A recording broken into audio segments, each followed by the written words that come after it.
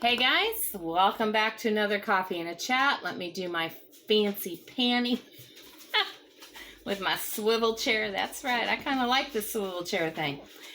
Okay, so this is temporary because I just wanted to see, at least it would put something behind me until we get the frame and can do what I want to do. And there's a corner right here, so I can't really put it all the way unless I went around the corner. But anyway, I don't like this. It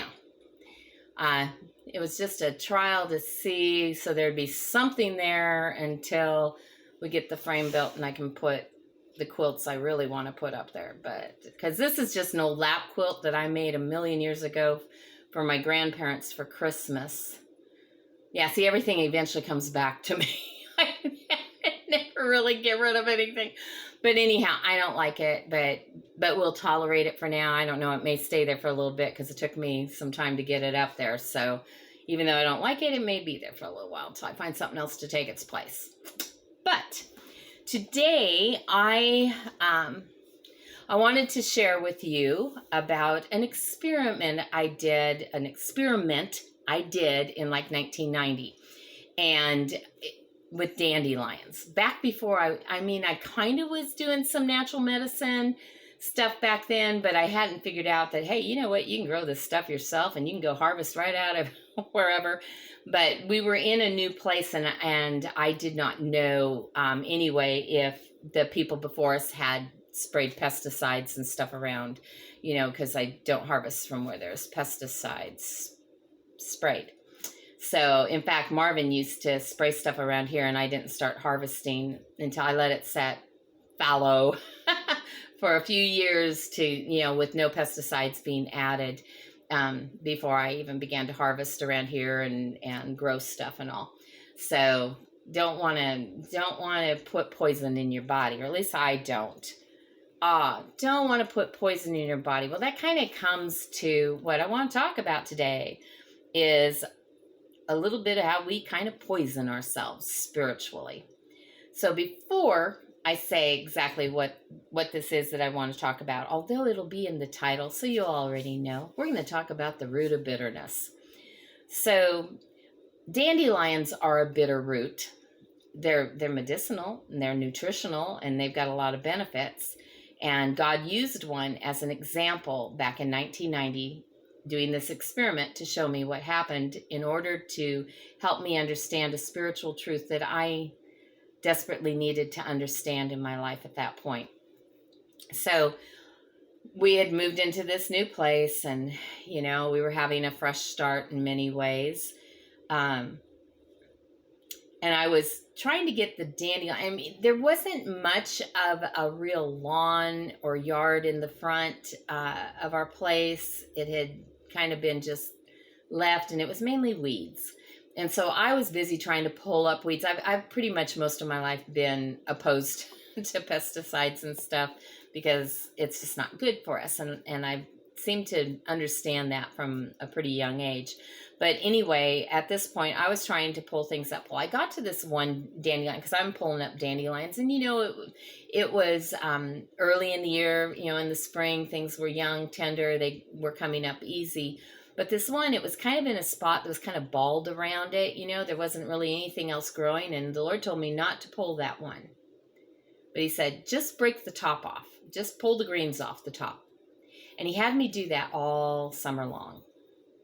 By the time fall came, then he told me, okay, you can pull that dandelion up. So I had just all through the summer just broke the tops off and, and when we would mow the weeds, they would get mowed off. So I just kept the tops broke off. And so now in the fall, he told me, go ahead and dig up that or pull it up. Well, I took hold of it and I couldn't pull it up. The greens would break off the top, but I could not pull that root up.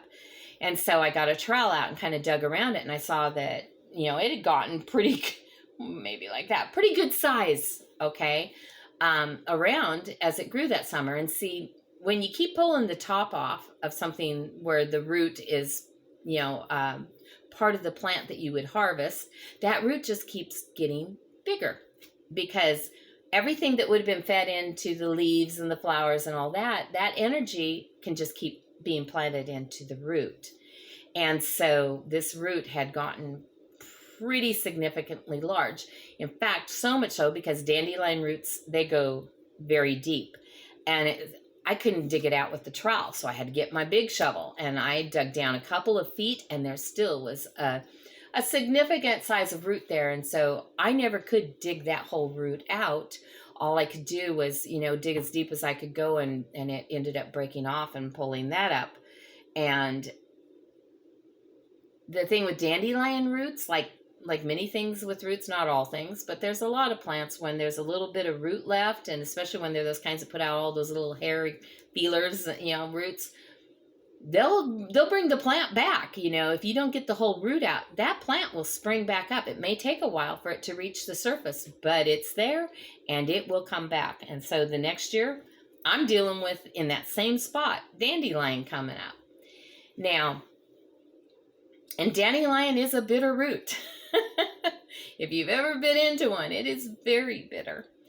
But here's the thing that God began to teach me, because I had let a lot of bitterness grow up in my life. I was bitter at a lot of people. Sorry guys, my nose is itching again, and I'm keeping it real. I don't know what it is about why it keeps itching. It did that yesterday too. But anyway, something about when I come to this spot here, and I think it's the camera, because cameras have always made me itchy. But anyhow, maybe I'm allergic to them. I don't know. Bird dogging, back. All right, so I was bitter at all the people that had sexually abused me as a child. I was bitter at the different people who had actually raped me. I was bitter at people in my young adult life who had not been kind to me, had not treated me right, had used me. I've been used a lot. Had been abusive of me, had pretended to be my friend in order to gain something else, used me for a stepping stool. Yeah, there was a lot of things, and I was pretty angry. In fact, I was kind of bitter at God that he even allowed those things to happen in my life. But I really wasn't coming to grips with my bitterness. And that's what God had to deal with me with. You see, I think that we all experience bitterness in our life at some point. And I think we're really good at justifying it or trying to convince ourselves it's not really bitterness. It's just an old wound. It's just something that still kind of hurts. But, I'm not bitter. I'm not bitter, but don't let that person come anywhere near me. Yeah. I don't think we're usually very good about admitting to bitterness. We'd rather it be something else, because bitterness is like really, really bad. It's like when I was in labor with my first daughter, and they were, moving me to an emergency C-section. If I've got a video on it.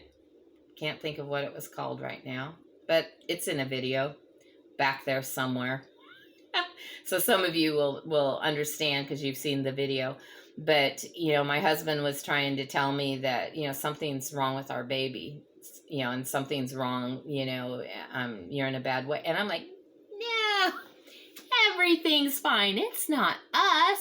It's not me. It's not the baby. It's somebody else in labor. And he's looking, there is nobody else here in labor. It's you. It's our kid. But, but God took care of it. Sometimes we just want to be in denial about reality, because reality is not something that the reality of that reality is not something we want to deal with. And I think that's kind of where I was with bitterness. I couldn't be a very good Christian if I was bitter. I mean, that wouldn't be very becoming. And what would people think? And, oh, no, not me. I'm supposed to be above that. But I was bitter. And so God began to deal with me. You see, Angie, you keep trying to take the tops off of that root of bitterness in your life, to try to hide the fact that it's there, to try to deny that it's there. But the truth is, the more you're trying to deny it, the more you're trying to hide it, the bigger that root's getting. You're actually feeding that root and causing it to get bigger, faster. And now you've got such a root of bitterness, it's going to be a job to get it out. Well, it was a many, many year process. I hope it's all out now. I know if I see any of that bitterness pop up in me, I'm like, okay, Lord, I don't want that root of bitterness in me. I'm not wanting to try to convince myself it's not there. If it's there, then let's get that thing out. It's like a cancer. Yeah, let's get that thing out of here. So I had to deal with that. I had to first recognize that I did have a significant, but I had a root of bitterness. I had to confess that. I had to confess that was my responsibility. I was the one that chose to hang on to that root of bitterness. And I had to let it go. Now, I couldn't do it without God's help. And like I said, it was a process because it had been there growing, being added to for a lot of years. So I want to share that with you today in case you've got a root of bitterness that is springing up in you. Don't let it, guys. Don't let it stay there, and don't nurture it by ignoring it. Don't let it grow. Don't feed it. There is in the Bible in Hebrews 12:15, and a lot of you will already know this verse, but this is out of the New International Version. I'm having tongue-tied problems today. And it says, "See to it that no one falls short of the grace of God, and that no bitter root grows up to cause trouble and defile many." When I was a counselor, sometimes you can see things easier in somebody else than you can in yourself. But I would recognize this thing that would happen when somebody would come in and they'd have a broken relationship.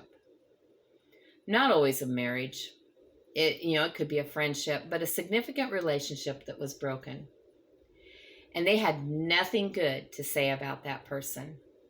And they had nothing good to say to me or their friends or anybody that would listen.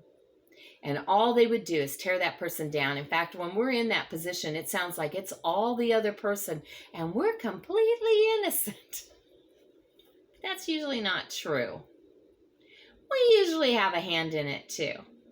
Even if they started it, we played into it and kept that thing going. So I used to tell people, don't be talking to your friends about them. Don't be talking smack to everybody about them. Here in counseling, this is where you can go ahead and let it all out. But among your friends' stuff, you need to keep this between you and them. You need to not be talking smack about them to everybody, because you need to leave room for grace and the possibility of reconciliation. Because here's what happens, and I'll just use myself for an example. When I was a kid, okay, and I had a friend, and she and I had a disagreement, a falling out, an upset over something. I don't even remember what it was, but I was mad at her, and she was mad at me. So I talked to whoever would listen to me about how rotten she was, and she talked to whoever would listen to her about what was rotten about me. And pretty soon, our friends, because we had a lot of friends in common, they divided, and some went with her, and some went with me, and now it was on. You see how I'm talking about how that thing grew? It started to defile many.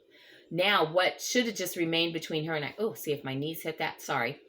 If what should have remained between her and I now was including everybody in our circle. Everybody was getting involved. Now people are mad at her.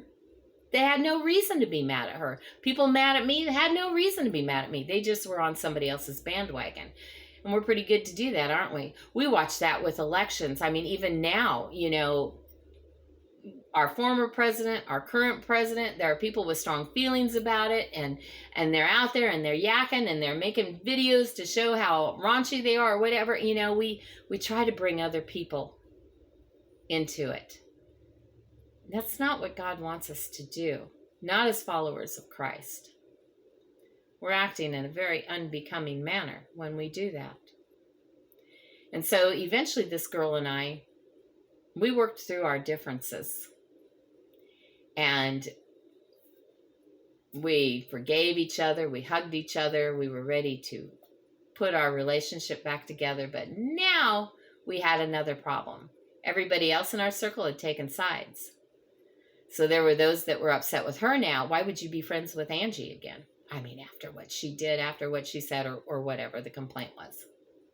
And then there were people like at me, mad at me because how could you go back and be friends with her after what she did?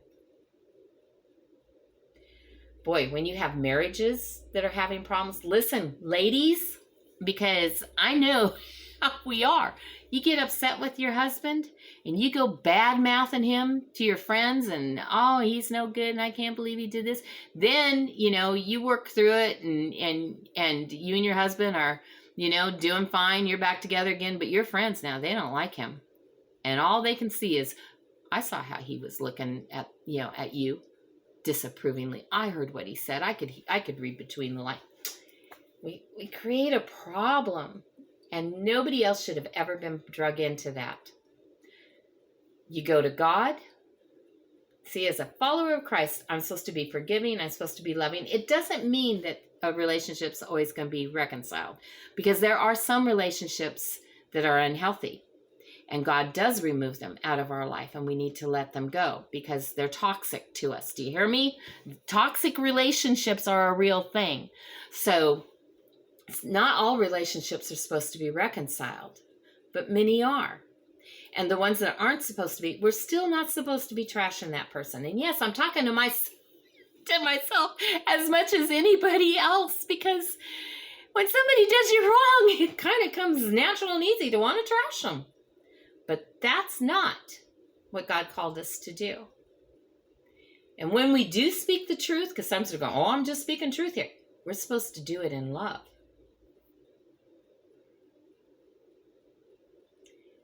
So for me, I've learned that I have to go to God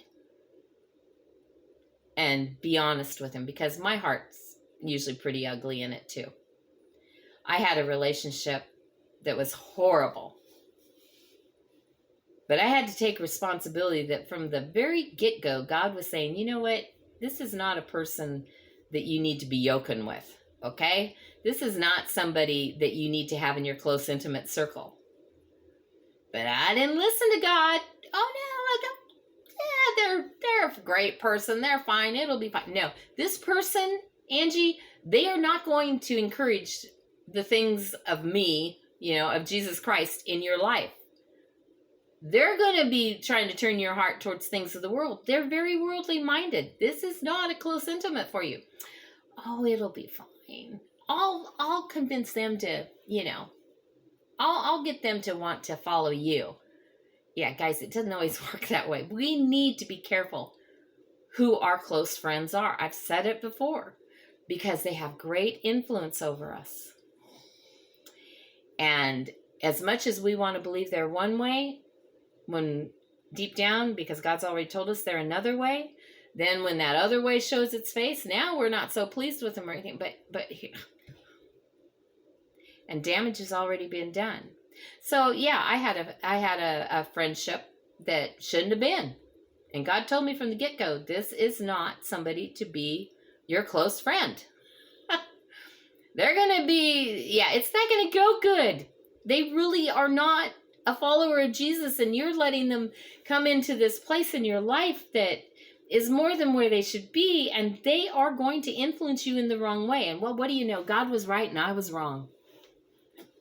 And so when that whole friendship blew up, I just wanted to be mad at them. Oh yeah, now they show their true self.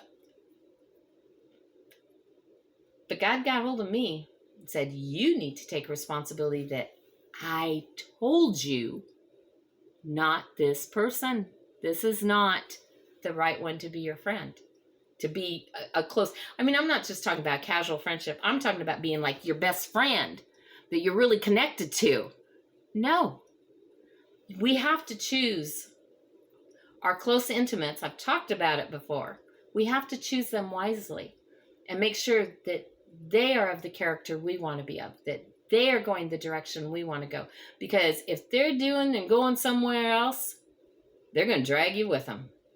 and you're going to have a whole new set of problems. So I have to go to God. I have to own my part in what went wrong. If I've got a part. Because again, if we're talking about abuse or something, that's not what I'm talking about here. I don't think anybody goes out and asks to be abused. And if they do, it's because there's a whole nother problem going on there. But I'm talking about just those relationships. And even the best of relationships are going to have problems. They're going to have issues.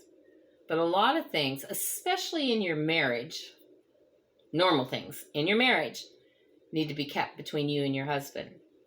Now, if you need a third party, then you better choose wisely who that is. Somebody who's going to be fair. See, Marvin and I, forgive my itchy nose, Marvin and I, we have never had a fight and been mean to each other and said hurtful things. No, we really haven't. And it's because we had an agreement from the beginning that we had enough fights in our life. We've done enough fighting in the past. We don't want to keep doing that. And we believe that we're old enough and mature enough that it's just not necessary. And I've known other people that have successfully had that agreement. So we had that agreement from the get-go, that we treat each other with love and respect. See, we're not each other's enemies. We are on the same page. We are going in the same direction. But, you can still disagree about things, and you will disagree about things. But we do it in a very adult way. And so far, for over 10 years of being in a relationship, of at least being friends, but having this agreement pretty much from the beginning, even we agreed this even before, or maybe it was about the time we got engaged, but we've been married for a little over 9 years. We were engaged for a year before we got married, and we knew each other for a while before we got engaged. So going right back to the very beginning of when we first met, we've never been mean to each other. We've never fought. We have not always agreed, but we've been able to discuss what we disagree on and work it out. Sometimes we just simply agree to disagree, but in a kind, loving way. Sometimes, as we talk about it, we've come to maybe a compromise of, I think a little bit of you and a little bit of me put together, and we might be where we're supposed to be. Only once have we had a situation where we couldn't seem to come to a compromise or whatever, but we weren't mad at each other. I want to make that clear. We were still very loving towards each other, but we had a decision that needed to be made that was concerning someone else in our life, and it was very important to make the right decision. And so I thought, well, maybe we need to do this because otherwise we might offend somebody else, and, and I don't want to offend them. I don't want them to think we're against them. And then he was like, but this has to do with what our decision and our choices. So I don't think we really need to worry about that. And, and it was both of us were trying to do the right thing and trying to figure out what the right thing was.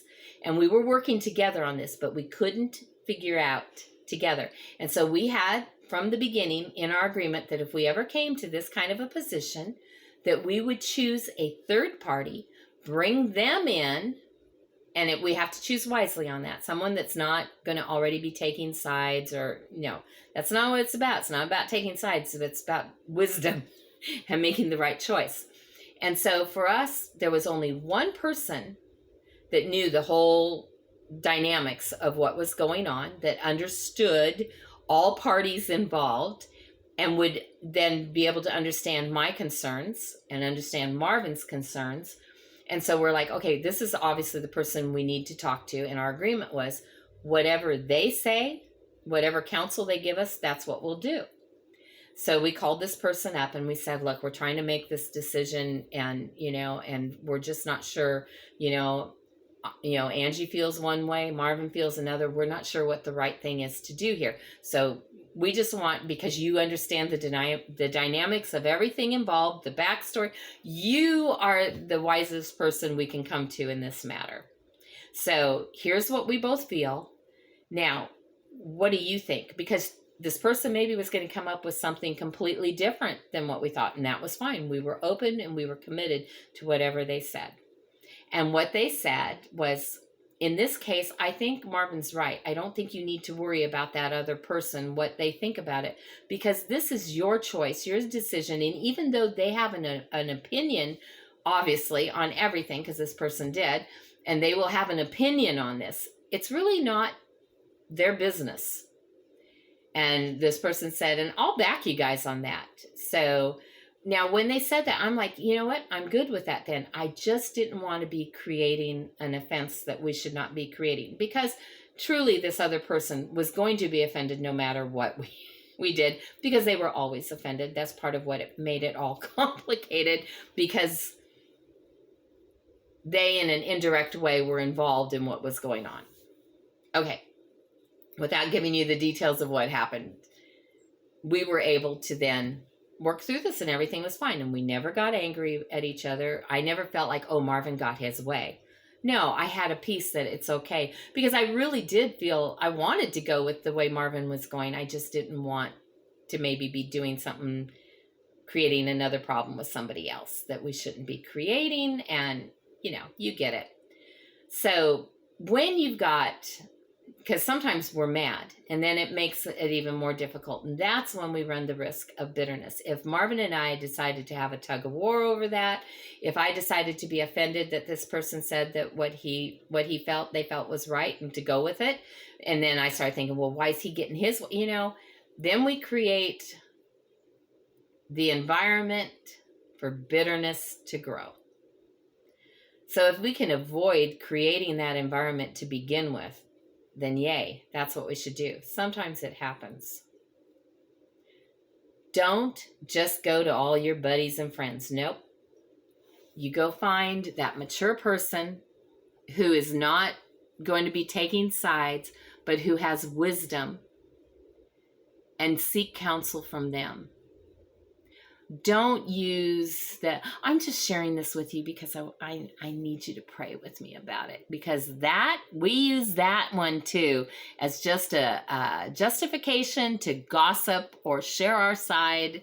Yeah, we got to stop all that. So to deal with that root of bitterness requires growing up, being more mature, not including everybody else, so that if it is something that can be reconciled, we haven't created a war now where people are drawing lines and taking sides and shooting at each other over something that really had nothing to do with them in the beginning.